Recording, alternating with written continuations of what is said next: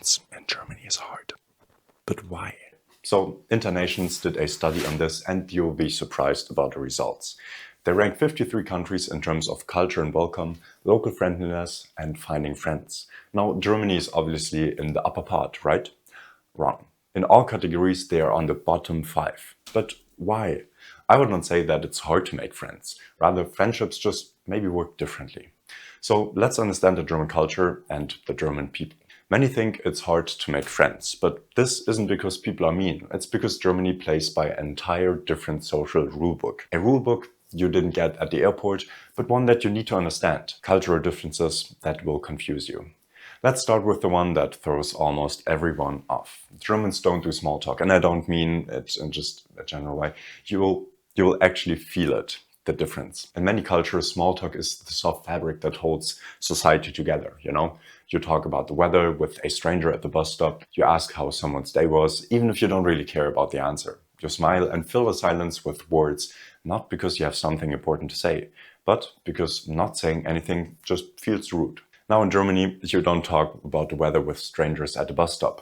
You don't ask someone how their day was when you actually don't care about it. In Germany, small talk can feel fake, unnecessary. No. So whenever I try to strike up a conversation, let's say at a bus stop or at a train station, usually people will be like, But then it takes like 2 sentences and then the conversation starts. But it's not as usual as in other countries. It's that in Germany, the culture sees conversation as something functional. You speak when there's a purpose, when there's trust, or when there's work to do. This means you might sit next to someone on a train for, let's say, 3 hours in silence, and neither of you feels awkward about it. Actually, it would rather feel awkward if you would start a conversation and then both of you will be thinking, how should I keep the conversation going? Shit, I'll be sitting next to this person for 3 hours. This is going to be awkward once it turns silent. So as long as it stays silent, no worries. Once you talk to someone and then it goes silent, there's a little small awkward moment just in the beginning of that silence. And yeah, most people just stay silent for that reason. The default mode is leave people alone and give them space. Then there's the issue of directness and how easily it can be mistaken for rudeness. I know it myself. I sometimes say something and then in hindsight somebody tells me, hey, that was a bit rude. But yeah, I'm sorry. That's what I thought in that moment. Germans are known for saying things as they are. There's no sugarcoating, no dancing around the point. If you ask for feedback, you will get feedback. It is not meant to hurt you. In German culture, directness is respect. It actually means they're treating you like an adult. They assume you're strong enough to hear the truth.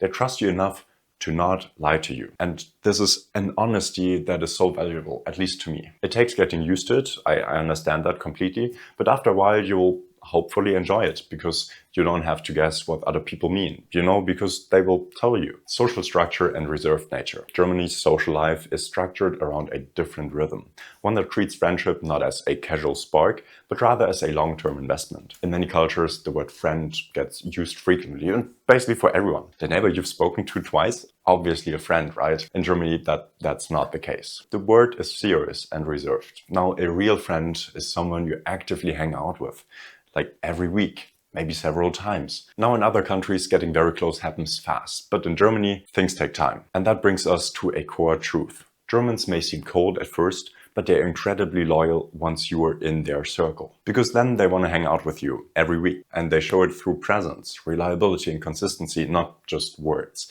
They help you with carrying boxes when you move. They will walk with you in silence when you're having a bad day and you can all call them all the time, just rely on them. That's also one of the reasons why in Germany people tend to have friends, let's say from still kindergarten or school, because they're very loyal and they'll stick together for a very long time. And that is also why most of the people actually don't have that many friends, but rather just, let's say 3, 4 real friends that they hang out with every week and spend a lot of time together. Also, one thing that makes it a bit difficult, honestly, to become friends with someone is that Germans separate public and private life. In Germany, there's often a clear boundary between the spheres of life. So work stays work and private life stays private. This means that your friendly co-worker might genuinely be kind and you will have a great time together and you'll chat in the breaks, but you will never be invited to his birthday. So building friendships takes continuously showing up to meet the same people over and over again so that you slowly can build up the friendship. The timing culture. Now, if you think you can just randomly ask someone to grab a drink tonight, Think again. So let's just pretend that you met someone you think is cool and you ask, want to grab a drink tonight?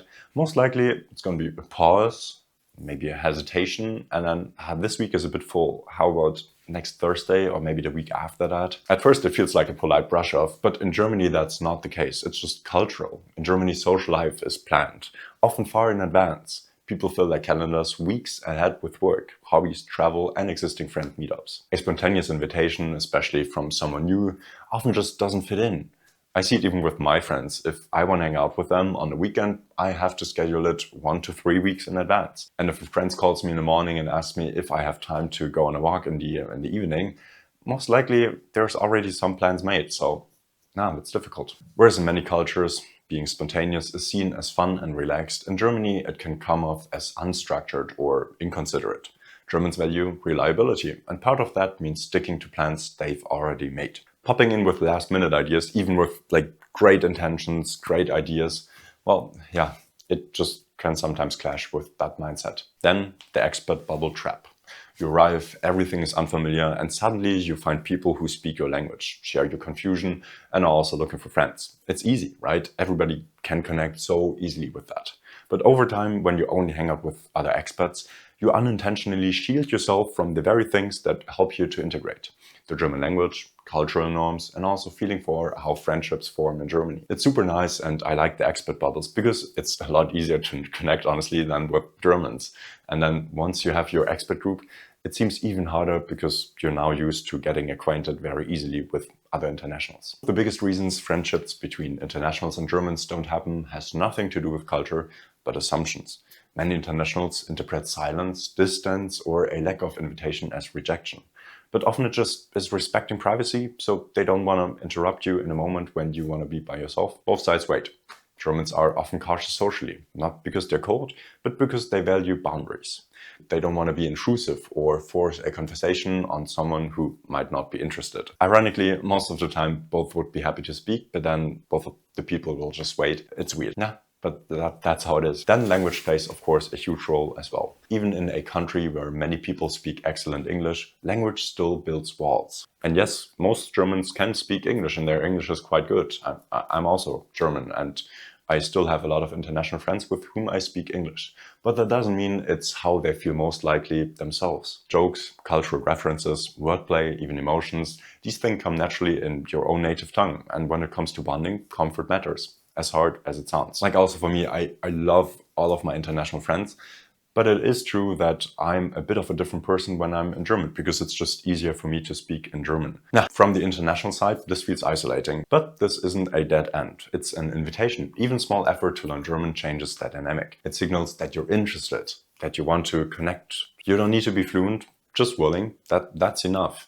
If you want to learn German through an amazing language program, I can totally recommend the program of my friend Max. There are exercises and a preparation for a German language exam. You can check it out by clicking on the first link in the video description. I'm rooting for you. Keep growing.